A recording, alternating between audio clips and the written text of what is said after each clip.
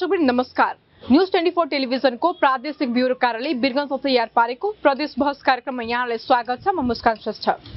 हामीले यस कार्यक्रम मार्फत प्रदेशको विकास र समृद्धि मात्र नभई यस प्रदेशभित्र रहेका आर्थिक, सामाजिक, धार्मिक, सांस्कृतिक तथा राजनीतिक यी सबै खाले गतिविधिहरूलाई यस कार्यक्रम मार्फत प्रस्तुत गर्नेछौं। चर्चित भन्दा पनि विविध कारणले चर्चामा आउन नसकेका त्यस्ता सम्भावनाहरूलाई खोज्दै यस कार्यक्रम मार्फत राज्यको आकाशमा पुर्याउनु हाम्रो उद्देश्य हो। आउनुहोस् कार्यक्रमको सुरुवात गरौं।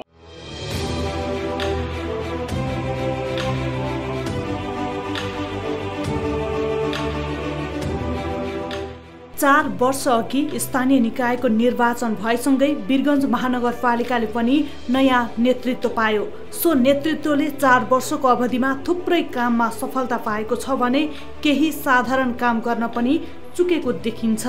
भौतिक पूर्वाधारदेखि शिक्षामा राम्रै काम भएको छ भने स्वास्थ्य क्षेत्रमा पनि अपेक्षाकृत सुधार देखिएको छैन। अव्यवस्थित सडक, खाल्डाखुल्डी सडक, अव्यवस्थित बिजुलीको तार जस्ता विषय पूर्ण रूपमा सम्बोधन नभए पनि सडक, नालाहरू निर्माण जस्ता काममा भने सन्तोष गर्न सकिने अवस्था छ। वीरगंज महानगरपालिकाका मेयर विजय सरावगी आफ्नो कार्यकाल सफल रहेको दावी गर्नुहुन्छ। महानगरपालिकाले भौतिक पूर्वाधार, शिक्षा र स्वास्थ्यको क्षेत्रमा 80% सफलता पाएको र अन्य क्षेत्रमा पनि सन्तोषजनक काम गरेको उहाँको भनाइ छ। महानगरपालिकालाई चाहिने जति सडक, नालाहरू निर्माणमा 70 देखि 80% सफलता हासिल गरेको तथ्याङ्क उहाँले प्रस्तुत गर्नुभयो। ठुलठुला योजनाका कामहरू पनि वीरगंज महानगरपालिकाले सम्पन्न गरेको दावी गर्दै मेयर सरावगीले निर्वाचनको बेला आफूले गरेको बाचाहरूमध्ये 80% बाचा पूरा गरेको बताउनुहुन्छ। 100% काम गर्ने लक्ष्य भए पनि अहिले पाएको सफलतालाई उपलब्धि मान्नुपर्ने उहाँको भनाइ छ। आदरणीय दर्शकवृन्द, आजको प्रदेश बहस कार्यक्रममा हामीसँग कुराकानी गर्नका लागि हुनुहुन्छ वीरगंज महानगरपालिकाका नगर प्रमुख विजय कुमार सरावगी। अध्यक्षज्यू, यहाँलाई कार्यक्रम प्रदेश बहसमा स्वागत छ। धन्यवाद। तपाई वीरगंज महानगरपालिकाको मेयर पदमा निर्वाचित हुनु भएको लगभग 4 वर्ष बितिसकेको छ। अब यो 4 वर्षको अवधिमा वीरगंजको विकासको कुरा गर्नु पर्दाखेरि के गर्नुभयो त? हेर्नुस्, वीरगंजमा सबभन्दा ठुलो समस्या जब हामीहरू आएका थियौँ, यहाँ फोहोर व्यवस्थापनको थियो। फोहोर व्यवस्थापनमा ल्यान्डफिल साइट हामी सुरु गऱ्यौँ, एसटिपी प्लान्ट हामी स्टार्ट गऱ्यौँ। त्यसपछि घर घरमा हामी डस्टबिन पुर्यायौँ, कोही र नकोही फोहोरलाई छुट्याउनको लागि। र बायोग्यासको हाम्रो कार्यक्रम चाहिँ सुरु हुँदैछ। र एउटा चाहिँ तपाईँको मेडिकल वेस्टको पनि, हस्पिटल जन्य मेडिकल वेस्टको पनि हामीले सेन्टर बनायौँ, जसको उद्घाटन हामी छिटै गर्छौँ। आज भोलिमै सब तयारी हुँदैछ त्यसको। यो वेस्टको पार्ट भयो। पहिलाभन्दा तपाईँले हेर्नुभयो होला, वीरगंजलाई अलिकति हामीले मेन्टेन गर्न पनि सजिलो बनाएका छौँ। अलिकति जनताले साथ दिएको भए साथै अझ राम्रो गर्न सकिन्थ्यो। र त्यसको साथसाथै हाम्रो समस्या के थियो भने, एउटा च्यालेन्ज पनि के थियो भने, थुप्रै विषयगत कार्य, शिक्षा, स्वास्थ्य, सहकारी, कृषि, सिँचाइ लगायतका थुप्रै कामहरू चाहिँ महानगरपालिकाले त्यति बेलादेखि नै जिम्मेवारी दियो। तर त्यो जिम्मेवारी त पायो, तर जिम्मेवारीको सँगसँगै हामीलाई त्यसको म्यान पावर र स्रोतहरू केही पाएको थिएन। त्यही पनि हामी तिनीहरूलाई पनि राम्रोसँग अगाडि बढाएका छौँ। र स्पेसली हाम्रो चाहिँ तपाईँले पूर्वाधारको क्षेत्रमा हेर्नुहुन्छ भने 20 वर्षसम्म मलाई लाग्छ वीरगंजमा पूर्वाधारको क्षेत्रमा कुनै कामै भएको थिएन, जुन हामीले चाहिँ अहिले आएर ठुलो मात्रामा गर्न सकेका छौँ। 100 किलोमिटरभन्दा बढी सडकहरू चाहिँ पिच भएको छ। त्यसको साथसाथमा ढलानहरू सडक धेरै भएका छन्। थुप्रै ठाउँमा ग्रेभल बाटोहरू राखिएको छ र नालाहरूको निर्माण पनि करिब 150 देखि 200 किलोमिटर जति भइसकेको छ। वीरगंजमा एउटा उज्यालो वीरगंज अभियान अन्तर्गत चाहिँ 14,000 लाइट हामी लगाउने काम सुरु गरेका छौँ। यो कोभिडको कारण अलिकति ढिला भएको हो र अलिकति यो नेपाल विद्युत प्राधिकरणको कारणले गर्दा पनि ढिला भएको। उहाँले छिटै 5 तार राखिसकेपछि वीरगंजभरिमै उज्यालो वीरगंज जुन हाम्रो अभियान थियो त्यो अनुसार चाहिँ लाइटहरूको व्यवस्थापन हुन्छ। अनि त्यसरी सामाजिक सेक्टरमा पनि हेर्नुहुन्छ भने तपाईँले महिला सशक्तिकरणमा या गर्ल्सहरूलाई बढीभन्दा बढी स्कुलमा लग्नको लागि, उत्प्रेरित गर्नको लागि सेनिटरी प्याडको व्यवस्थापन मलाई लाग्छ हामी नै सबभन्दा पहिला स्टार्ट गरेका थियौँ यहाँ, जुनको कारणले गर्दा बच्चीहरू 3-4 दिन स्कुलमा आउँदैन थियो। त्यो कमसेकम अलि आइरहेका छ। मिड डे मिलहरूको व्यवस्थापन पनि हामीसँग राम्रोसँग गरेका छौँ। हो, अलिक कोभिडलाई गाह्रो बनाएको छ। तैपनि कोभिडलाई नै नियन्त्रण गर्नको लागि वीरगंज महानगरपालिकाले जुन भूमिकाहरू गरेको छ, मलाई लाग्छ देशलाई नै थाहा छ यो विषयमा। दुइटै मतलब भनौँ वेभमा चाहिँ वीरगंज महानगरपालिकाले सबभन्दा पहिले असर पनि हामीलाई नै पर्यो। सबभन्दा पहिला हामी जितेका पनि छौँ। आज वीरगंज महानगरपालिकाभित्रको त्यो प्रमाण छ हामीसँग कि 3 महिनाभन्दा बढी भइसकेको छ हामीहरू चाहिँ यहाँ स्कुलहरू सञ्चालन गरिसकेको अवस्था छ। जुन तपाईँले हेर्नुहुन्छ भने देशको कतिपय ठाउँमा अहिले पनि स्कुलहरू सुचारू हुन सकेका छैन, विद्यालयहरू सुचारू भएका छैनन्। यसको अर्थ के छ भने वीरगञ्ज महानगरपालिकाले म्यानेजर हिसाबले पनि हामीहरू चाहिँ यति ठुलो रोग जुन विश्व महामारीको रूपमा फैलिएको थियो त्यसलाई पनि हामी ट्याकल गरेका छौँ। यो लगायत थुप्रै कामहरू यस्ता छन् जुन वीरगञ्ज महानगरपालिकामा हामी निर्वाचित भइसकेपछि 4 वर्षको दौरानमा गरेका छौँ। फेरि अगाडि तपाईँले जुन डिटेलमा सोध्नुहुन्छ त्यसमा हामी जवाफ दिन्छौँ। अब वीरगञ्जमा तपाईँ निर्वाचित हुनुभन्दा अगाडिको अवस्था र तपाईँ निर्वाचित भएर आइसकेको अवस्थामा चाहिँ के कस्तो खालको वीरगञ्जमा परिवर्तनहरू ल्याउनु भएको छ? हेर्नुहोस्, म जब मेरो चुनावमा लागेको थिएँ त्यति बेला म सबैलाई एउटा कुरा के भन्थेँ भने 20 वर्षमा जुन वीरगञ्जमा भएको छैन त्यो गरेर देखाउँछौँ हामीहरू। मलाई लाग्छ त्योभन्दा बढी नै भएको होला निर्माणको हिसाबले, पूर्वाधारको हिसाबले। तर तपाईँलाई थाहा छ 1.5 वर्ष चाहिँ हाम्रो यो कोरोनाको कारणले गर्दा अलिकति पछाडि पढ्यौँ। हाम्रो करिब ठुलो रिसोर्स हाम्रो जुन छ त्यो कोरोना फाइटमै नै हाम्रो गयो। कोरोनासँग मतलब भनौँ लड्नमै हाम्रो पैसा धेरै लगानी भयो। म्यान पावरहरू पनि हामीसँग जुन मात्रामा पाउनु पर्थ्यो नेपाल सरकारसँग जुन हाम्रो आवश्यकता थियो त्यो पनि पाएको छैन। अहिले पनि हामीले 7औं तहको कर्मचारीबाट वीरगञ्जको योजनाहरू चलाइराखेका छौँ पूर्वाधारका। यस्ता विभिन्न सेक्टरहरूमा जुन काम भइरहेछ त्यो तल्लो लेभलकै कर्मचारीहरूबाट या पुराना कर्मचारी साथीहरूबाट हामी काम चलाइरहेछौँ। यस्तो अवस्थामा पनि हामीले के गर्यौँ भने थुप्रै परिवर्तनहरू शिक्षामा तपाईँले हेर्नुहुन्छ भने स्कुलहरूमा एउटा भौतिक पूर्वाधारको समस्या अहिले पनि छ, किन रिसोर्स धेरै चाहिन्छ त्यसको लागि। तर बाँकी कुराहरूमा हामीलाई चाहिँ एउटा गर्व के छ भने हामी सबै चिजको व्यवस्थापन गर्न सकेका छौँ पठन पाठनको लागि।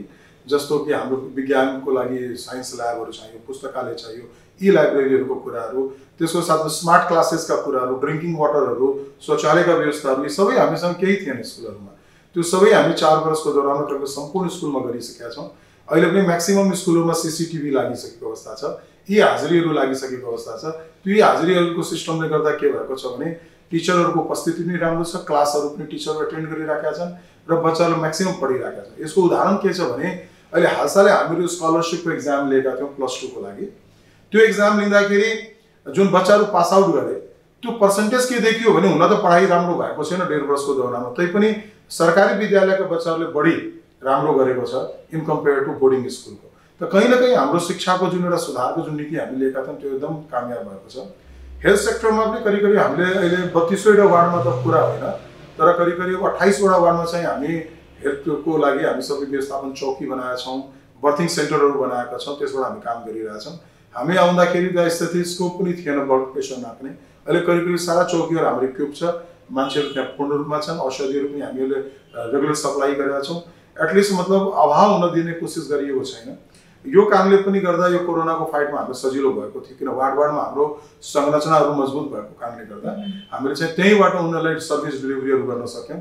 त्यो कारणले गर्दा वीरगञ्ज एरियामा तपाईँ हेर्नुहुन्छ भने क्याजुअलिटीहरू धेरै कम छ in compare to other parts भन्न सकिन्छ। कृषितिर हामी धेरै खासै गर्न सकेनौँ किनकि कृषितिरलाई अन्यलताइ नै छ। तिनटै सरकारले कृषिमा केही न केही गरिरहेछ भन्छ तर कसैले पनि एउटा संयुक्त रूपले एउटा प्रयासको रूपमा कामहरू गर्न सकेको छैन। जे उपलब्ध स्रोत साधन थियो त्यसलाई हामीले डिप्लोय गरेका छौँ।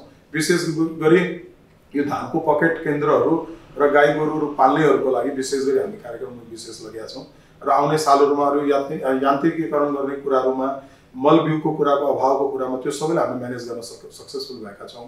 अब आएर किसान कार्डको हामी व्यवस्था गर्दैछौँ यो सालदेखि, जुन कार्डमा उसको क्षेत्रफलदेखि लिएर सबै कुरा लेखेको हुन्छ र उसलाई कति कुन कुन मलहरू चाहिन्छ, बिउ के चाहिन्छ त्यसको टाइममै व्यवस्थापन होस्, किसानलाई त्यसको लागि कमसेकम दुःख नपाओस् या महँगोमा किन्न नपरोस्, त्यो व्यवस्थापन एउटा हामी गर्दैछौँ। र त्यसको साथसाथ चाहिँ पूर्वाधारको हिसाबमा जाने हो भने वीरगञ्जको बीपी पार्क जुन हामी भन्छौँ अहिले त्यसको अहिले निर्माणहरू सुरुवात भएका छन्। अहिले वालहरू लगाउने काम भएछ, कति त्यहाँ मुद्दाको किचौलो छ, त्यो सकिसकेपछि त्यसलाई पूर्ण रूपले हामी एउटा प्रोजेक्टको रूपमा अगाडि बढाउँछौँ। र त्यसको साथसाथमै जुन ल्यान्डफिल साइटहरू जुन बनाइयो या जुन हामीले STIUP र IBDP का जुन परियोजनाहरू कम्प्लिट गऱ्यौँ त्यसमा करिब 70-80 करोड रुपियाँ वीरगञ्ज महानगरपालिकाले एडिसनल फन्डहरू इन्भेस्ट गरेका छ। बाँकी हाम्रो एउटा संरचना कस्तो छ भने हाम्रो करिब 25-30 करोड रुपियाँ हामीहरू वडाबाटै नै खर्च गर्छौँ।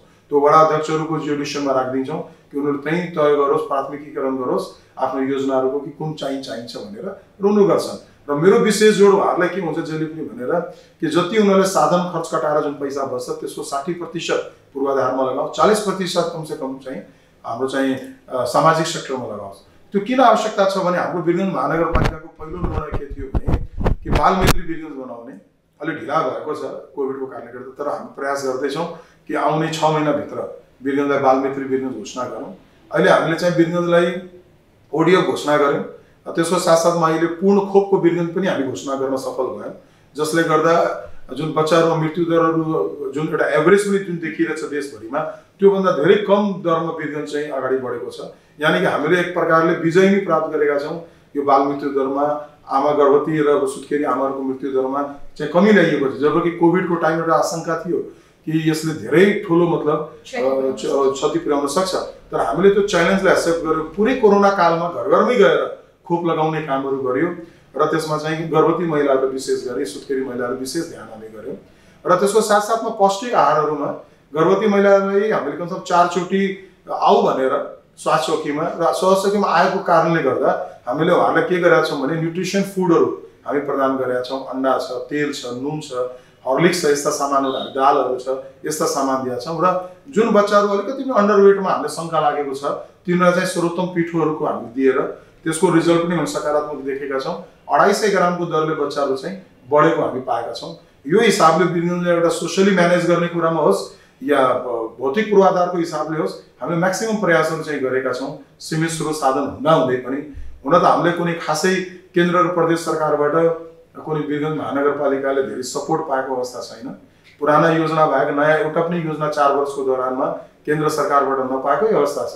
मेबी त्यति बेला चाहिँ सरकारले ध्यानै पुगेन। जबकि वीरगञ्जले सबैलाई थाहा छ कि 40% भन्दा बढी देशको कुल राजस्वको कलेक्ट गरेर पठाउँछ। 60 देखि 70% आयात निर्यात यही क्षेत्रबाट हुन्छ। नेपाल सरकारले आइसिडी र आइसी बाहेकको कुनै पनि लगानी उसलाई फेसिलिटेट गर्ने लगानी पनि जस्तो ट्रान्सपोर्ट नगरदेखि लिएर धेरै कुराहरू यहाँ चाहिन्थ्यो, केही पनि दिएको छैन। हामीले लेखेर पठाएको त कुनै कामै गरेको छैन। अब आउने सरकारहरू हेरौँ उनीहरूले सायद सपोर्ट गर्छ। अहिले पुनः हाम्रो सरकारमा चाहिँ पार्टी चाहिँ गएको छ, 4 जना मन्त्री हामीले पनि पाएको छ। पक्कै नै केही न केही वीरगञ्ज महानगरपालिकाको हिसाबले क्षेत्रको हिसाबले राम्रो हुन्छ मैले विश्वास लिएको छु। तपाईले अघि उज्यालो वीरगञ्जको कुरा गर्नुभयो हैन, मैले त्यसमा नि अलिकति प्रवेश गर्न चाहे। यो उज्यालो वीरगञ्ज अभियान जुन सञ्चालन भयो र अहिले जुन चलिरहेको छ यसो हेर्दाखेरि त वीरगञ्जको विभिन्न वार्डहरूमा चाहिँ सोलर लाइटहरू जडान गरिएको छ, तर त्यो सोलर लाइटहरू यति बेला चाहिँ बिग्रिसकेको पनि अवस्था छ। यसको मर्मत कार्य चाहिँ हुन नसकेको कारण के होला? अब हामी सोलरलाई विस्थापित गर्दैछौँ, अब सोलरको काम पनि छैन। एक जमानामा के थियो भने तपाईँको जुन बेला विमलजीहरू भनौँ नि यहाँका प्रधान भनौँ नि पञ्च भन्थे, त्यति बेला मेयर भन्थे होइन, उहाँहरू हुने बेलामा एनइएको सर्ट सप्लाई हुन्थ्यो, जहिले पनि विद्युतको भारतबाट नै आयात गरेर सप्लाई गर्नु। त्यति बेला चाहिँ सोलर लगाएको ठिक थियो। अब सोलरको काम छैन। सोलर एउटा महँगो उपकरण हो, उसलाई मेन्टेन गर्नको लागि। त्यसको सट्टामा हामी चाहिँ अहिले देशमा विद्युत फालाफाल भइसकेको छ। अब आउने वर्षातमा त पूर्ण रूपमा विद्युत खपत गर्ने पनि क्यापासिटी नेपाल सरकारको अहिले छैन, किन भारतले इम्पोर्ट गरिराखेको छैन। यो अवस्थामा चाहिँ अब हामीले प्रोत्साहन के दिइरहेका छौँ भने विद्युत जुन छ एनइएको लाइनबाटै जलाउने, त्यो चाहिँ अब सोलरमा जाँदै नजाने, कुनै हालतमा नजाने। भएका सोलर पोलहरू अब हामीले मर्मत गरेर त्यो त्यस्तो ठाउँमा पुर्याउँछौँ जुन ठाउँमा एनइएको लाइन पुगेकै छैन। त्यो स्पेसली गाउँहरूमा त्यो हामी अभियानमा चालु भइसकेका छौँ। यो 14,000 लाइट छ जुन 40, 60 र 100 वाटको बल्बहरू छ र मेन चौकहरूमा चाहिँ तपाईँको मास लाइटहरूको हामी व्यवस्थापन गरेका छौँ। करिब 50 भन्दा बढी मास लाइट वीरगञ्जमा लागिसकेका छ र 14,000 बत्ती लागिसकेपछि मलाई लाग्छ वीरगञ्जको कुनै पनि कोना काप्चा पनि अँध्यारो हुँदैन। केही इलाका छन् जहाँ एनइएको तार छैन, त्यहाँनिर हामी सोलर लगाउँछौँ। यो ढङ्गले उज्यालो वीरगञ्जको एउटा अभियान चलाएका छौँ। सबैले उज्यालोमा बस्न पाओस्, जनतालाई कहिले पनि अँध्यारोमा हिँड्न नपरोस् भनेर नै यो हामी पुराण लिएका छौँ। अब महानगरपालिकाले विभिन्न रचनात्मक कार्यक्रमहरू पनि लिएर आएको थियो, जस्तो नो फर नो प्लास्टिक भयो, त्यसै गरिकन छाडा चौपायालाई व्यवस्थित गर्ने होइन, नियन्त्रण गर्ने पनि विषयमा कामहरू पनि भएको थियो, तर यसले निरन्तरता चाहिँ पाउन सकेन। के कारण होला? यो गाह्रो छ। हेर्नुहोस् के छ भने यो छाडा चौपायाको विषयले यदि भन्नुहुन्छ भने र प्लास्टिकको विषय भन्नुहुन्छ भने यो प्लास्टिक हाम्रो जीवनको अभिन्न अङ्ग भइसक्यो। हामीले चाहिरहेका थियौँ कि धेरै प्रेसर हर्न नगओस्, जस्तो प्रेसर हर्न त बन्द भएको छ। र अर्को हामी चाहिरहेको प्लास्टिकलाई एटलिस्ट मान्छेले के गरेर प्रयोग पनि गर्नु पर्यो भने एउटा सर्टेन माइक्रोनभन्दा बढीको गरोस्, त्यसलाई मेन्टेन गर्न सजिलो हुन्छ। धेरै पातलो प्लास्टिकलाई कलेक्ट गरेर डिस्पोज गर्न गाह्रो हुन्छ भनेर अनि अहिले तेस्रो काम हामी के गर्यौँ भने हरेक घर घरमै हामीले के अनुरोध गऱ्यौँ भने कुहिने फोहोरलाई चाहिँ पट्टामा राखिदिनुहोस्, नकुहिनेलाई बोरामा राखिदिनुहोस्। बोरामा राखेको फोहोरलाई हामीले कहिले पनि डिस्पोज गर्न सक्छौँ, बेच्न सक्छौँ, त्यसमा समस्या छैन। तर कमसेकम मिक्स गरेर फोहोरलाई नफालिदिनुहोस्। यतापट्टि तपाईँले हेर्नुहुन्छ भने बाटोमा त्यसो छिटो फाल्ने कामहरू भएको छैन। त्यो पनि अहिले पनि मान्छेहरूमा चेतनाको अभाव भनौँ या एउटा कानुन नमान्ने होइन, लापरवाही गर्ने, आखिर भोलि उनीहरूलाई नै भोग्नु छ। त्यो नाली जामदेखि लिएर जति समस्याहरू जुन भइरहेछ अहिले त्यसको कारण ठुलो एउटा प्लास्टिक पनि हो। यसमा पब्लिकको सपोर्ट बिस्तारै बिस्तारै बढ्छ मलाई थाहा छ, किन सबैले बुझिसकेका छन् कि राम्रो जिन्दगी बिताउनु छ भने अलिकति कुराहरूलाई मान्नुपर्छ एउटा सिभिल सोसाइटीको हिसाबले पनि।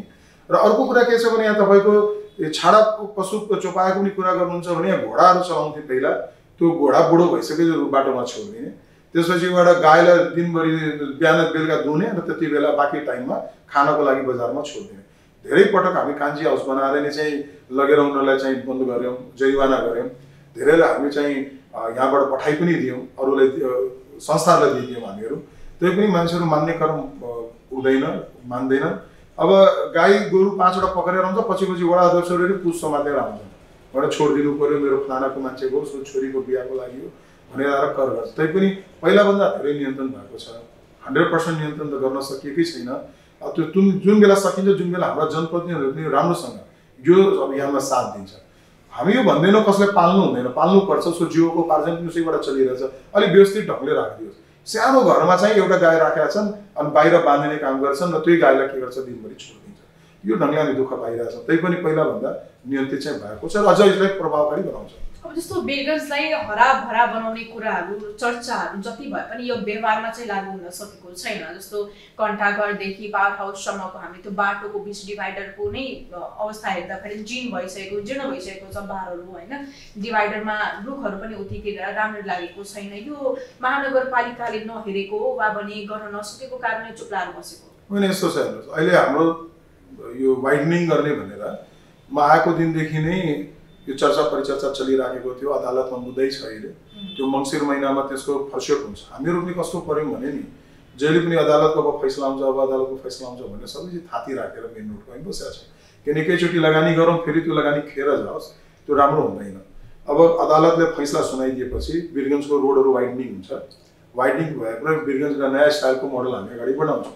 तर ग्रामीण सेक्टरहरूमा र अन्य सेक्टरमा जहाँ जहाँ हामीले ठाउँ पाएको छ, अहिले वीरगन्ज महानगरपालिकाले 80 बिघा जग्गामा तारबार गरेर अनि करिब 60,000 रुख चाहिँ हामी रोप्ने अभियानै चलाएका छौँ। त्यो काम हामीले टेन्डर गरेर जिम्मा पनि लगाइसकेका छौँ। त्यो काम मोटामोटी मलाई लाग्छ यो कोभिड नभएको अहिलेसम्म सुरुवात भइसकेको हुन्थ्यो, तर अब छिटै त्यो चालु हुँदैछ। राम्रो हामी चाहिँ इन्भेस्टमेन्ट करिब 3.5 करोड रुपियाँ जति हामीहरू खालि यो हरियाली वीरगन्ज अभियानमा नि हामी खर्च गर्दैछौँ।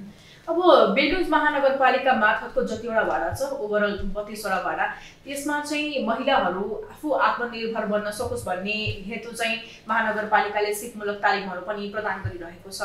तर यसमा चाहिँ अब महानगरपालिकाले त्यो तालिमको बजारीकरण गर्नको लागि चाहिँ के कस्तो कार्यहरू गरिरहेको छ? अब पहिला त हामीले उनीहरूलाई सशक्तिकरणमा जोड्नु पर्यो अभियानमा। गएको सालदेखि हामी जोडेका छौँ, यो कोभिडको बेलादेखि नै जोडिएको छ।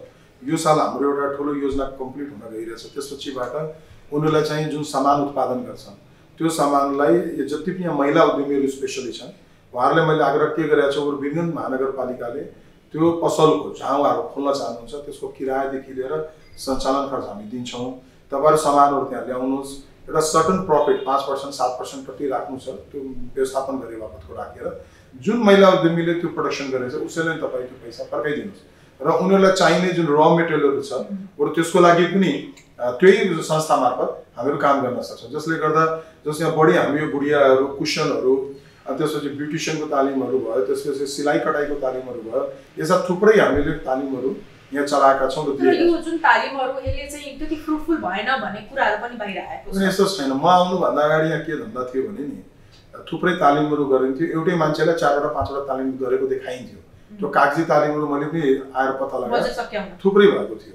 त्यो सबै बन्द गरेर सबै कामहरू हामीले वास्तविक रूपमै गरेका छौँ। बढी हामीले वडा मार्फत सबै काम गरेका छौँ। वडाले स्पोन्सर गराएको छ हरेक कुरामा, तिम्रो जिम्मा लियो, तिम्रो जनता त्यहाँको इनरिच हुन्छ कुनै न कुनै चिज सिक्छ। जस्तो मोटरसाइकलको तालिम एउटा पनि मान्छे यस्तो छैन जसलाई नोकरी पाएको छैन। अनि केही मान्छेलाई हामीले तालिम दिएका छौँ तपाईँको के भन्छ यो हेभी डोजरहरू चलाउने, जुन दिन तालिम सक्यो त्यो भोलिपल्ट काम पायो। सेक्युरिटी गार्डको तालिम, यस्ता धेरै तालिमहरू वीरगन्ज महानगरपालिकाले मलाई चाहिँ अहिलेसम्म हामी 3000 भन्दा बढीलाई रोजगार चाहिँ दिलाइसकेका छौँ प्रत्यक्ष रूपमा। मोन्टेसरीको टिचरहरूको लागि तालिम हामी गरेका थियौँ। त्यो टिचरहरूलाई लाग्छ कि नोकरी खोज्नै परेन, त्यहीबाट सिधा डिमान्ड आयो। अहिले पनि हामी गर्न गइरहेका छौँ उद्योगवादी सँगसँगै मिलेर। यस्ता थुप्रै कामहरू हाम्रो मेडपा कार्यक्रम मार्फत, यो सामी प्रोजेक्ट मार्फत, प्रधानमन्त्री रोजगार कार्यक्रम मार्फत 3-4वटा किसिमको कार्यक्रम हामीले अगाडि सारेका छौँ। महिलाकै सन्दर्भमा कुराकानी गर्नुपर्दाखेरि चाहिँ वीरगञ्ज महानगरपालिकाकी उपमेयर शान्ति कार्कीले भन्ने गर्नुहुन्छ महानगरपालिकाका मेयर विजय सरौगीले उपमेयरलाई चुप मेयर बनाइदिनु भएको छ भनेर खासमा यो कतिको सत्य हो? यसो छ दिदी, हाम्रो आदरणीय हुनुहुन्छ, एउटा प्रजातान्त्रिक योद्धा हुनुहुन्छ, आज पनि उहाँलाई सुश्री भनिन्छ। बिहा नगरेर आफ्नो पुरा जिन्दगी प्रजातन्त्र आन्दोलन दिने व्यक्ति कहिले पनि सानो हुन सक्दैन। म उहाँको उच्च सम्मान गर्छु। उहाँ चुप होइन, उहाँको एउटा वृद्ध अवस्थाको कारणले गर्दा पनि र उहाँलाई चाहिँ धेरै मतलब दौडधुप गर्न पनि सक्ने नभएर दिदीले जे सक्नुहुन्छ, जहाँ सक्नुहुन्छ उहाँले जे भन्नुभएको छ आजसम्म मैले गर्न सकेको छु। तपाईले एकलौटी रूपमै आफ्नो निर्णयहरू लिने, कामहरू गर्ने, वास्तवमा कुनै सरसल्लाह नै नलिकन भन्ने कुराहरू पनि बाहिर आएको छ। यस्तो हुँदैन, किनभने हाम्रो एउटा संरचना कस्तो छ भने हाम्रो 42 जनाको बोर्ड छ, त्यसको आफ्नो विशेषाधिकार छन्। फेरि हाम्रो नगरसभा छ, उसको विशेषाधिकार छ। मेयरलाई गर्ने कुराहरू पनि उसको दायित्वहरू, उसको कार्य मैले गर्ने सबै कुरा डिफाइन्ड छ कि उसमा। हामी एक आपसको कहिले पनि कुराहरू काट्दैनौँ। दिदीको काम गर्नुपर्ने जे कुराहरू छन् त्यो दिदीबाट भएको छ या दिदीले चाहेको या अथराइज गरेको मान्छेहरू मार्फत भएको छ। मैले आफ्नो गरिरहन्छु। अब मेयरले मान्नुहोस् कि हरेक कुराहरूलाई यदि सोधेरै गर्नुपर्छ भने त्यो कामै गर्न सक्दैन। उसलाई एउटा विशेषाधिकार आफ्ना जुन कुराका हुन्छन् विवेकपूर्ण निर्णय लिनु हो। जहाँ मलाई लाग्छ कि मेरो निर्णय लिने कुरामा पनि फलानाको जिम्मा लिनुपर्छ, निर्णयमा केही एडभाइस लिनुपर्छ भने म त्यो काम गर्छु। म्याक्सिमम कुराहरू दिदीसँग पनि सोध्ने गरेको छु। यदि दिदीसँग मेरो कुनै या कुनै साथीहरूसँग विवाद भएको भए आजसम्म मेरो हरेक कुराहरू चाहिँ सहमतिमा निर्णय भएको छ। कुनै पनि हाम्रो चाहिँ आजसम्म तपाईँको बहुमतमा निर्णय भएको छैन। यही मेरो सफलताको ठुलो एउटा भनाउने आधार छ मलाई लाग्छ। अब हामी महानगरको शिक्षाको विषयमा कुराकानी गरौँ। के छ अहिले महानगरको शिक्षाको अवस्था? हेर्नुहोस्, हामीहरू आउँदाखेरि करिब 6000 भन्दा बढी बच्चाहरू चाहिँ आउट अफ स्कुलमा थिए, होइन, स्कुलमा आएकै थिएन। त्यो घटाएर सङ्ख्यालाई हामी 900 भन्दा तल झारेका छौँ। एउटा कुरा, ती 900लाई पनि हामी के गरिरहेछौँ भने सामुदायिक हिसाबमा गाउँघरमै पठाएर हामीहरू चाहिँ पढाउन लगाइरहेका छौँ। कमसेकम लेखपढ कमसेकम साधारण त सिकोस् भनेर त्यो ढङ्गले हामी काम गरिरहेछौँ। विशेष गरी मेरो के हुन्छ भने छोरीहरूको शिक्षामा मेरो विशेष जोड सुरुदेखि नै रहेको छ। किन छोरीहरू पढ्नको मतलब के हुन्छ भने दुईवटा परिवार सम्हाल्दो रहेछ, माइती र ससुराली। त्यो हिसाबले छोरीलाई हामी इनरिच गऱ्यो भने छोराछोरीहरू आपसै आउने जेनेरेसन त्यसै पढ्न थाल्छन् कि यो हिसाबले मैले लगानी गरेका छौँ। वीरगञ्ज महानगरपालिकाले एक टाइममा जब हामी पसेका थियौँ त्यति बेला 1 रुपियाँ पनि शिक्षामा राखेको थिएन। आज हामी सालको करिब 9 करोडभन्दा बढी हामी शिक्षामा आफ्नो आन्तरिक स्रोतको पैसा खर्च गरिरहेछौँ। त कहीँ न कहीँ हाम्रो लगानीहरू म्याक्सिमम बढेको छ। यो 4 वर्षको दौरानमा मलाई मोटामोटी लाग्छ 21 करोडभन्दा बढी रकम हाम्रो शिक्षा सेक्टरमा निजी स्रोतबाट आएको, हाम्रो स्रोतबाट आएको पैसा चाहिँ हामी लगानी गरेका छौँ। जो नेपाल सरकारले सशक्त अनुदानमा दिन्छ त्यो बाहेकको यति पैसा लगानी गर्ने मलाई लाग्छ पहिलो महानगरपालिका वीरगञ्ज बनेको छ। म आफ्नो हिसाबले जुन मलाई बनाउने सहयोग पाएको छ अहिलेसम्म शिक्षक युनियनदेखि लिएर शिक्षक महासङ्घहरूदेखि लिएर अन्य निकायहरूबाट हामीले गरेको अहिलेसम्मको पर्फर्मेन्स मलाई लाग्छ महानगरपालिकाहरूमा सबभन्दा राम्रो नै होला। हस्, धन्यवाद समय दिनुभयो त्यसको लागि फेरि पनि तपाईँलाई धेरै धेरै धन्यवाद छ। धन्यवाद न्युज 24 लाई पनि धन्यवाद छ। हस्त दर्शकवृन्द, न्युज 24 टेलिभिजनको प्रादेशिक ब्युरो कार्यालय वीरगञ्जले तयार पारेको प्रदेश बहस कार्यक्रमको समय सकिएको छ। पुनः अर्को साता फरक पात्र र सन्दर्भको साथमा उपस्थित हुने बाचा गर्छौं। आजलाई बिदा दिनुहोस्। नमस्कार।